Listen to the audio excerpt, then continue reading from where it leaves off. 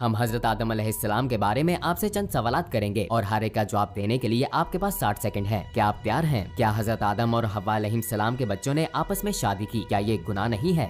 अगर हजरत आदम अलैहिस्सलाम वो गुनाह ना करते तो हम अब भी जन्नत में होते और जन्नती जिंदगी गुजार रहे होते। तो इस पूरे मामले में हमारी क्या गलती है? हजरत आदम अलैहिस्सलाम का कद कितना था? हाय दोस्तों, कैसे आप लोग। तो दोस्तों, आज इस वीडियो पर हम रिएक्शन देने वाले हैं। ये वीडियो है टूवर्ड्स इटर्निटी चैनल से लिया गया है, जिन्होंने इसे पब्लिश किया है। दोस्तों, आज इस वीडियो में हम आदम अलैहिस्सलाम से जुड़े कुछ सवाल हैं जिसके जवाब हम जानेंगे, जो कि हर किसी के जहन में लगभग ये सवाल रहते हैं। तो चलिए आप भी वीडियो में बने रहिए। मिलते हैं आपसे वीडियो के अंत में।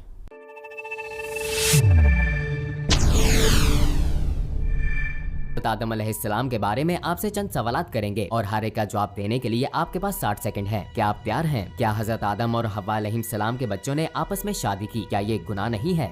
अगर हजरत आदम अलैहिस्सलाम वो गुनाह ना करते तो हम अब भी जन्नत में होते और जन्नती जिंदगी गुजार रहे होते। तो इस पूरे मामले में हमारी क्या गलती है? हजरत आदम अलैहिस्सलाम का कद कितना था? हदीस के अल्फाज हमें बताते हैं कि वो लंबे थे, लेकिन खुदाइयों से पता चलता है कि ऐसा नहीं था। ये कैसे हो सकता है?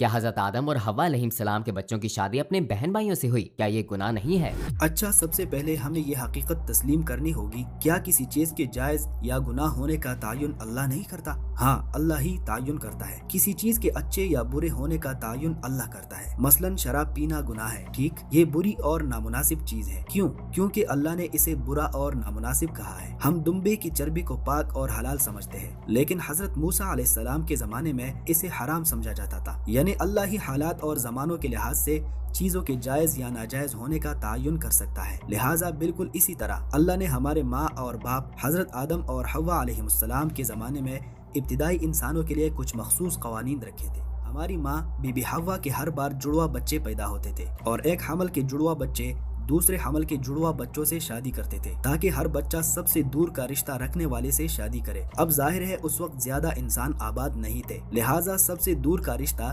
दूसरे हमल के अपने भाई बहन ही हो सकते थे। जैसा कि हमने पहले वजाहत की, ये नाजायज नहीं था, क्योंकि जायज या नाजायज का तायुन अल्लाह करता है और उस जमाने के लिए अल्लाह ने उसूल कवानीन को बदल दिया था। हकीकतन अगर आप इस बारे में सोचे तो हम सब इंसान एक माँ बाप की औलाद हैं। तो क्या इस लिहाज से हम सब बहन भाई नहीं हैं? हाँ, हम हैं, लेकिन जिससे शादी हो रही हो उसके बारे में ऐसा सोचते हैं? नहीं। गोया अगर अल्लाह ने ये एहसास हमारे अंदर नहीं रखा तो उन लोगों में भी हरगिज नहीं रखा होगा जिन्होंने दूर के बहन भाइयों से शादी की। ये बिल्कुल माकूल और समझ में आने वाली बात है। अब हम हजरत आदम अलैहिस्सलाम के बारे में अपने सवालात की तरफ बढ़ते हैं। हमें हजरत आदम अलैहिस्सलाम की गलती की वजह से जन्नत से क्यों निकाला गया? अगर हजरत आदम अलैहिस्सलाम वो गुनाह ना करते तो हम अब भी जन्नत में होते और जन्नती जिंदगी गुजार रहे होते। तो हमारी गलती कहाँ है? हमें ये नहीं सोचना चाहिए कि हमें हजरत आदम अलैहिस्सलाम के गुनाह की सजा में यहाँ भेजा गया है। क्यों नहीं? क्योंकि इंसानों को यहाँ भेजने का एक मकसद है। यहाँ हमें एक बहुत अहम फर्ज निभाना है। हम उसे जुस्तजू का फर्ज कह सकते हैं।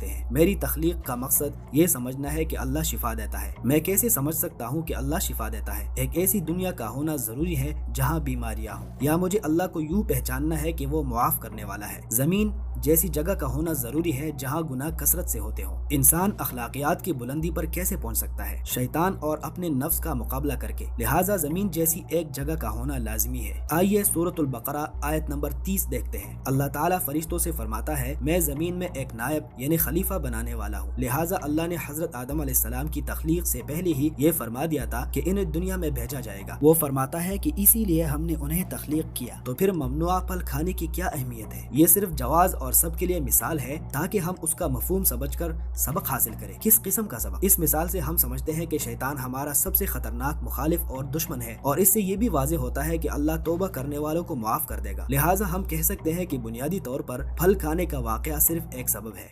ठीक है, तो फिर इतने सारे लोग, इतनी मुख्तलिफ नस्लें, जिनकी जिस्मानी खसूसियात भी एक दूसरे से मुख्तलिफ हैं, किसी एक फर्द यानी हजरत आदम अलैहिस्सलाम से पैदा हुए, ऐसा कैसे हुआ? जरा सोचे, क्या अल्लाह एक ही मिट्टी से हजारों मुख्तलिफ पौधे और हजारों मुख्तलिफ फल पैदा नहीं करता? वो पैदा करता है। उन सब का रंग, खुशबू और बनावट मुख्तलिफ होती है। क्या वो हजारों फूल और पौधे पैदा नहीं करता? करता है। लिहाजा अगर अल्लाह एक ही मिट्टी से हजारों फल, सब्जियां और फूल पैदा कर सकता है तो हमें इस पर हैरत नहीं होनी चाहिए कि उसने हजारों मुख्तलिफ किस्म के लोग लोग उस पहले इंसान से पैदा किए जिसे मट्टी से बनाया गया था। दरअसल बायोलॉजी का इल्म रखने वाला कोई भी शख्स समझ लेगा कि ये बिल्कुल माकूल बात है। ऐसा क्यों? क्योंकि बायोलॉजी की साइंस हमें बताती है कि जीन्स में गालिब और मगलूब दोनों तरह की खसूसियात होती है जो माँ और बाप से नस्लों के जरिए मुंतकिल होती है, और ये अमल मुस्तकबिल की नस्लों में हयातियाती तजाद पैदा करता है और यूँ अल्लाह इंसानों को पैदा फरमाता है। ये बात भी मुमकिन है कि अल्लाह ने हजरत आदम अलैहिस्सलाम के जीनियाती नक्शे में आज नजर आने वाले तमाम किस्म के इंसानों का बीज बो दिया हो और तमाम किस्म के मुख्तलिफ इंसान उसी से पैदा हुए हो। हजरत आदम अलैहिस्सलाम का कद कितना था?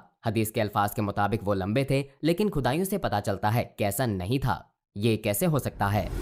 जब हम हदीस की रिवायात पर गौर करते हैं तो मालूम होता है कि हजरत आदम अलैहिस्सलाम का कद 60 जीरा लंबा था। अब 60 जीरा से क्या मुराद है? कहा जाता है कि उनका कद 40 मीटर था, लेकिन जब हम हदीस और तफासिर को देखते हैं तो हमें मुतज़ाद तशरीहात मिलती हैं। मसलन जीरा की मुख्तलिफ पैमाइशें हो सकती हैं। बाज़ उलमा जैसे कि इब्न खल्दून कहते हैं कि उनका ये कद जन्नत में था और जब उन्हें जमीन पर भेजा गया तो उसे मजीद मुतनासिब पैमाइश में तब्दील कर दिया गया। और जब हम हमारे प्यारे नबी सल्लल्लाहु अलैहि वसल्लम की एक और हदीस को देखते हैं, खुसूसन वो हदीस जहाँ उन्होंने हजरत आदम अलैहिस्सलाम के कद का जिक्र किया है, हम देखते हैं कि वो आखिरत के बारे में है, जिससे जाहिर होता है कि यहाँ उनका बयान करदा कद गालिबन जन्नत में था।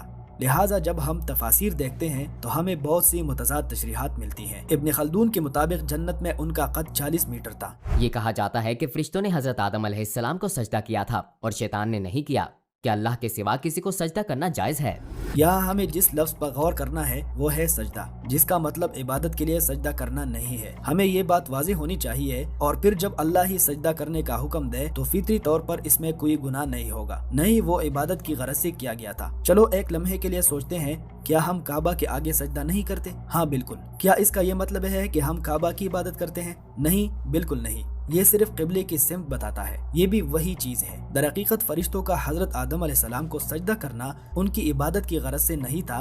जब हम यहाँ उलमा की तफासिर देखते हैं तो पता चलता है कि ये एहतराम के इजहार और दूसरे की अजमत तस्लीम करने का तरीका है। उलमा ने इसका ये मतलब भी बताया है कि फरिश्तों ने उन्हें खलीफा के तौर पर कबूल किया था। लिहाजा हमें यहाँ बुनियादी नुक्ता नहीं भूलना चाहिए, ये इबादत का सजदा नहीं था। जैसे कि काबा के आगे सजदा काबे की इबादत नहीं होता, इसी तरह ये सिर्फ एहतराम और अजमत की अलामत और बतौर खलीफा उन्हें तस्लीम करने के लिए था। ठीक है, हम आपके सवालों के जवाब दे चुके हैं, लेकिन एक बात मुझे समझ नहीं आई, क्या ये बहुत मामूली मसाइल नहीं है? ये सवालात तफसीलात के बारे में है। क्या उन चीज़ों के जानने या न जानने से हमें कोई फ़र्क पड़ेगा?